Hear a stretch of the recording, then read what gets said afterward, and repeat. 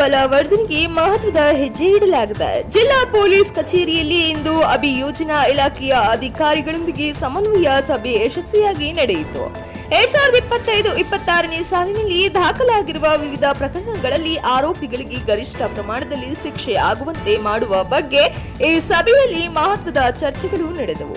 ನ್ಯಾಯಾಲಯಗಳಲ್ಲಿ ಪ್ರಕರಣಗಳನ್ನು ದೃಢವಾಗಿ ಮಂಡಿಸಿ ಸಂತ್ರಸ್ತರಿಗೆ ನ್ಯಾಯ ದೊರಕಿಸುವುದು ಮುಖ್ಯ ಉದ್ದೇಶವಾಗಿತ್ತು. ಈ ಸಂದರ್ಭದಲ್ಲಿ ತಮ್ಮ ಕಾರ್ಯಕ್ಷಮತೆಯಿಂದ ನ್ಯಾಯಾಲಯದಲ್ಲಿ ಉತ್ತಮ ಸಾಧನೆ ಮಾಡಿರುವ ಜಿಲ್ಲೆಯ ಸರ್ಕಾರಿ ಅಭಿಯೋಜಕರನ್ನ ಗುರುತಿಸಿ ಸನ್ಮಾನವನ್ನ ನೀಡಲಾಯಿತು. ಜಿಲ್ಲಾ ಪೊಲೀಸ್ ಅಧೀಕ್ಷಕರಾದ ಶ್ರೀ ಶೇಖರ್ HT IPS ಅವರು ಸ್ವಂತ ಗೌರವ ನೀಡಿ ಅಭಿನಂದಿಸಿದರು. ಸರ್ಕಾರಿ ಅಭಿಯೋಜಕರ ಪರಿಶ್ರಮ ಮತ್ತು ನಿಷ್ಠೆಯಿಂದ ಅನೇಕ ಪ್ರಕರಣಗಳಲ್ಲಿ ನ್ಯಾಯ ಸಿಗುವಲ್ಲಿ ಸಹಾಯವಾಗಿದೆ. ಈ ರೀತಿಯ ಸಮನ್ವಯ ಸಭೆಗಳು ನ್ಯಾಯ ವ್ಯವಸ್ಥೆಯಲ್ಲಿ ಇನ್ನಷ್ಟು ಬಲಪಡಿಸುವಲ್ಲಿ ಪ್ರಮುಖ ಪಾತ್ರ ವಹಿಸುತ್ತವೆ ಎಂಬುದು ಅಧಿಕಾರಿಗಳ ಅಭಿಪ್ರಾಯವಾಗಿದೆ.